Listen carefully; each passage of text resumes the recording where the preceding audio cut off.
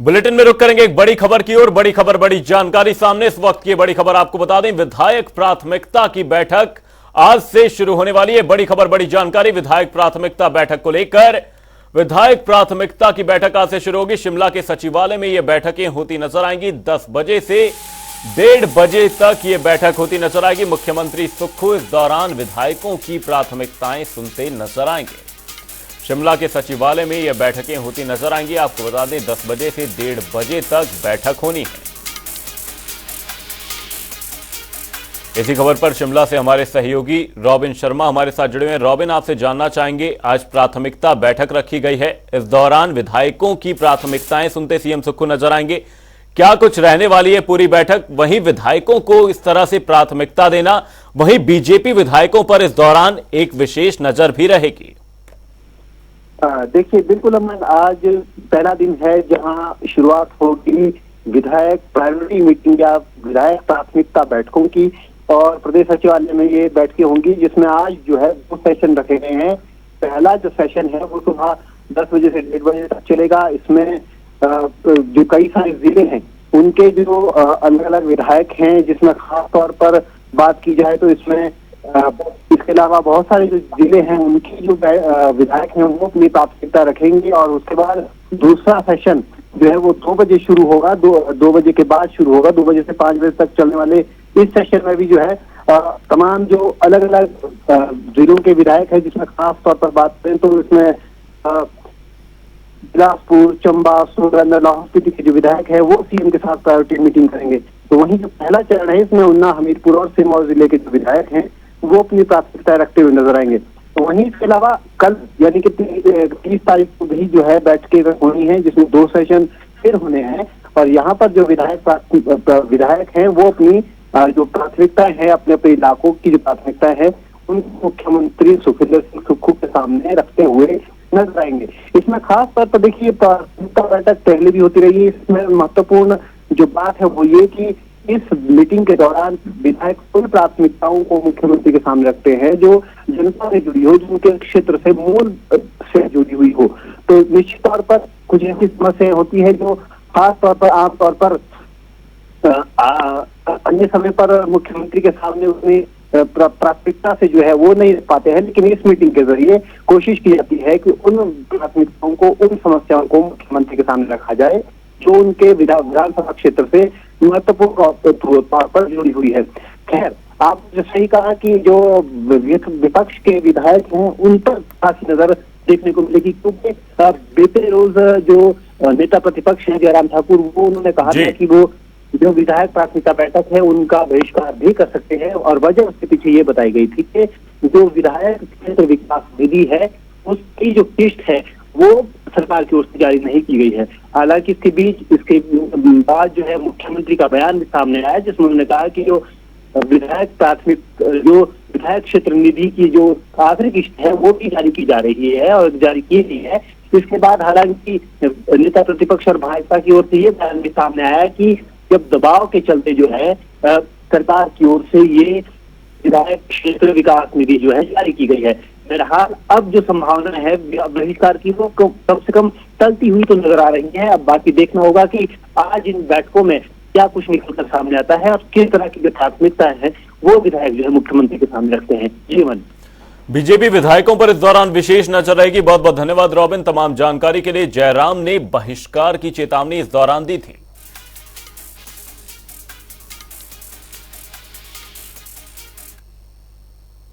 केंद्रीय वित्त मंत्री निर्मला सीतारमण 1 फरवरी को अंतरिम बजट पेश करेंगी। इसको लेकर हिमाचल प्रदेश की जनता को भी बजट में कुछ रियायतें मिलने की उम्मीद है। इसी को लेकर शिमला से हमारे ब्यूरो चीफ विकास शर्मा ने लोगों से बातचीत की और जानने की कोशिश की कि आखिर क्या कुछ उम्मीदें हैं लोगों को इस बजट से।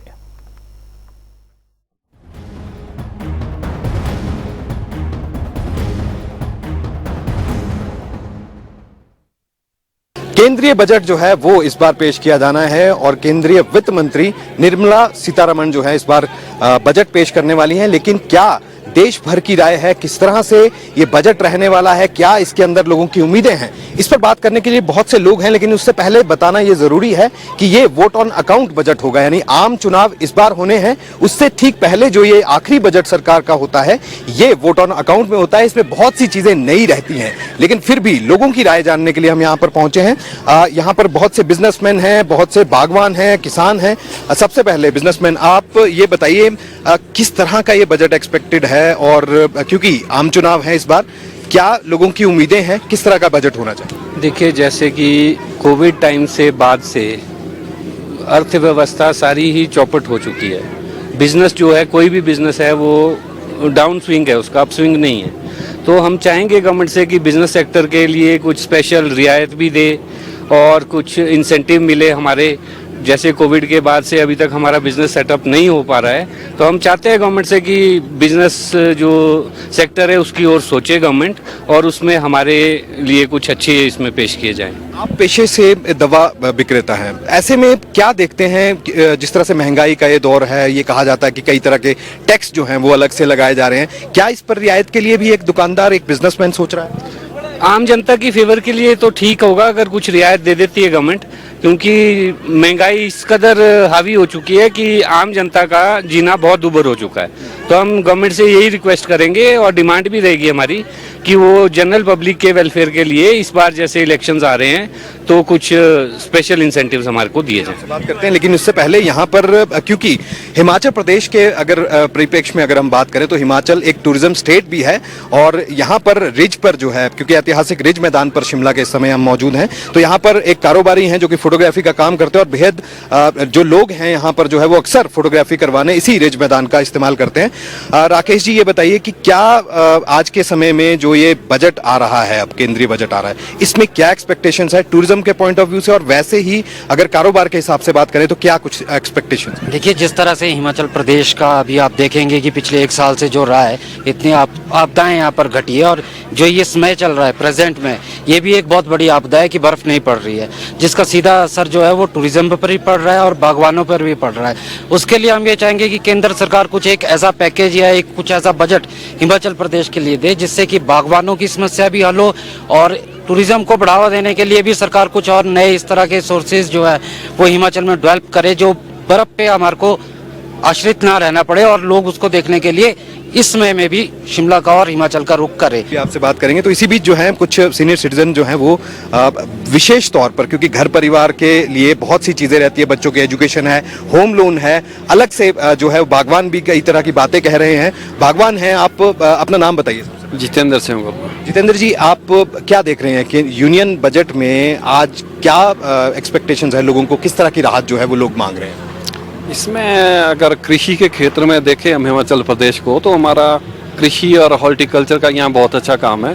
तो हम चाहेंगे कि जैसे आपदा आई है, और अभी भी आपदा आई है, जो बर्फ़ नहीं पड़ रही, बारिश नहीं हो रही, तो यहाँ के कृषक को अपना घर चलाना मुश्किल हो गया है। तो हम तो सरकार से यही उम्मीद करेंगे कि कृषि में कोई ऐसा बजट दें जिसमें कृषक अपना कुछ खाद में सब्सिडी दे दें, कोई जो कृषि यंत्र है उसमें सब्सिडी दे दें, बीजों वगैरह में सब्सिडी दे दें, ताकि कृषक को एक राहत मिले और अपने पालन पोषण कर सकें। और कृषि एक ऐसा है कि 70% जो हमारी जनता है वो कृषि पे ही निर्भर है, और जो बेरोजगारी भी इससे दूर होती है। अगर जैसे हमारे ये इसका दूध का काम है, तो बहुत सारे लोग हैं जो दूध का काम करना चाहते हैं, लेकिन उनको कोई सहायता ऐसे कहीं से मिल नहीं पा रही कि अपना डायरी फार्म चलाएं, आधुनिक तकनीक से अपना डायरी फार्म। तो इसी तरह से बेरोजगारी भी खत्म हो सकती है अगर सरकार इस पे ध्यान दे, खास तौर पे कृषि के क्षेत्र पे ध्यान दे। और दूसरा, जो हिमाचल में हमारे टूरिज्म पे काफ़ी सारे स्कोप है, तो टूरिज्म के लिए भी ना सेंट्रल सरकार कुछ कर पा रही, ना इतना कुछ स्टेट सरकार। अगर टूरिज्म पे भी ध्यान दे तो बेरोजगारी काफ़ी खत्म होती, काफ़ी लोगों को रोजगार मिलता। तो हमारा यही है, टूरिज्म और कृषि पे अगर सरकार बजट में कुछ ध्यान दे तो काफी बेरोजगारी दूर होनी है।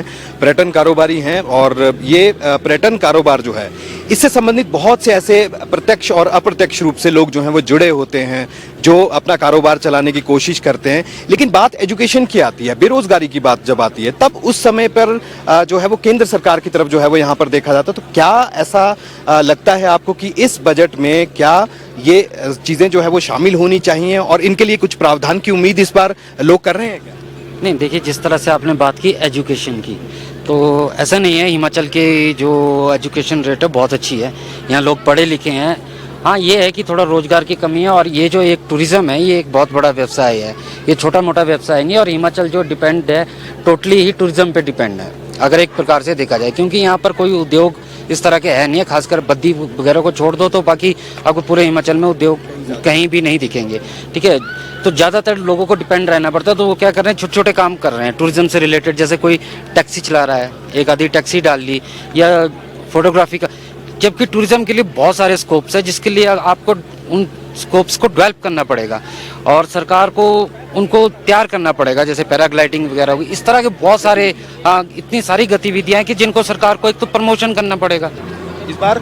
इस बार जो है बहुत शुक्रिया आपका हमसे बात करने। तो इस बार बहुत सी उम्मीदें जो है वो लोगों की है, चाहे वो हम एजुकेशन यानी शिक्षा के स्तर की अगर बात करें तो उसके लिए भी, उद्योगों के लिए भी, कि विशेष तौर पर उद्योग जो हैं वो पहाड़ों पर स्थापित होने चाहिए। विशेष राज्य का दर्जा हिमाचल प्रदेश को जरूर मिला है, लेकिन आपदा के दौर से गुजर चुके हिमाचल प्रदेश को आज दरकार है तो एक विशेष मदद की, यानी विशेष एक पैकेज की।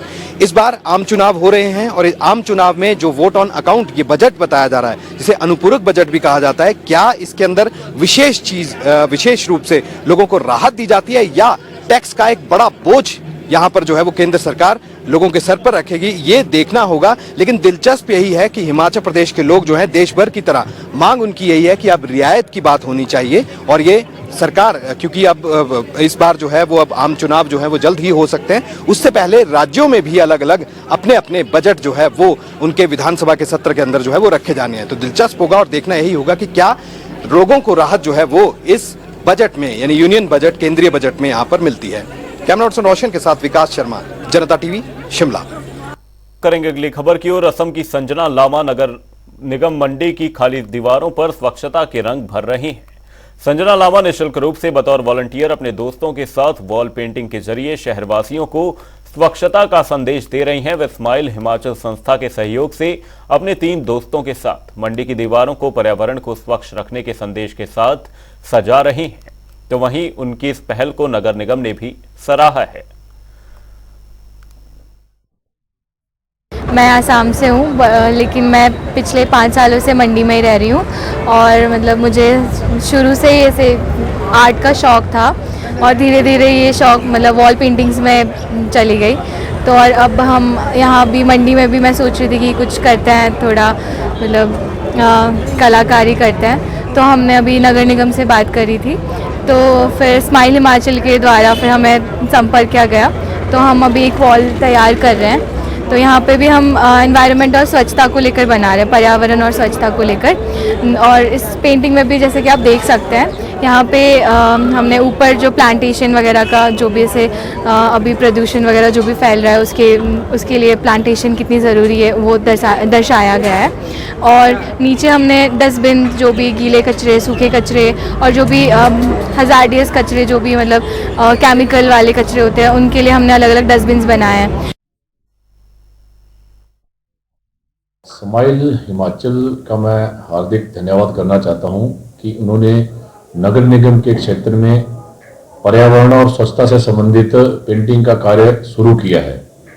ये कार्य जो है सर्वप्रथम शहरी मंच की पौड़ियों के साथ नगर निगम की गेट के पास जहां दीवार है और गर्ल्स स्कूल और ITI चौक के पास इन्होंने अभी तक इसको करने का फैसला लिया है और कार्य जो है शहरी मंच के साथ से शुरू हो गया है।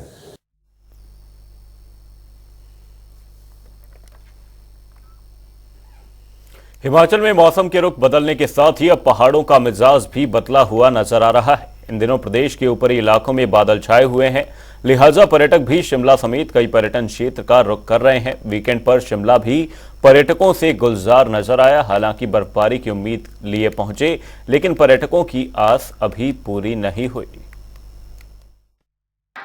वीकेंड का मौका है, ऐसे में शिमला समेत जो पर्यटन नगर है वो भी पर्यटकों से गुलजार नजर आ रहे हैं। आप मेरे पीछे की एक बार तस्वीरें देखिए, शिमला की तस्वीरें हैं। शिमला के रिज मैदान में यहाँ पर जो है काफी बड़ी संख्या में जो है पर्यटक पहुंच रहे हैं और वजह है आजकल का मौसम और वीकेंड। खासतौर पर इन 2 चीजों की वजह से जो है पर्यटन जो कारोबार है वो गुजार होता हुआ नजर आ रहा है शिमला में।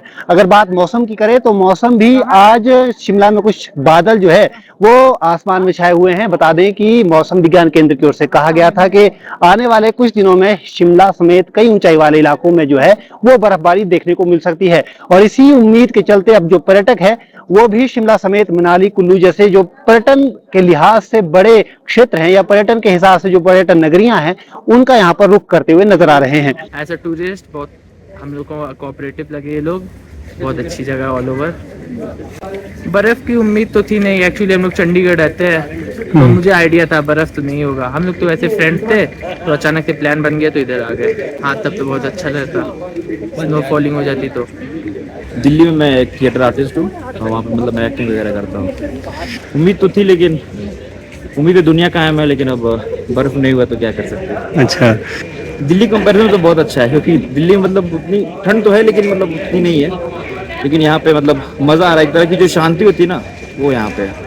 अगर इसके अलावा आपको बात करूं तो यहाँ पर रिज पे एक समय जो है एक फिल्म की जो शूट है वो भी चल रहा है, तो ऐसे में उसको देखने के लिए लोगों का भी यहाँ पर तांता लगा हुआ है।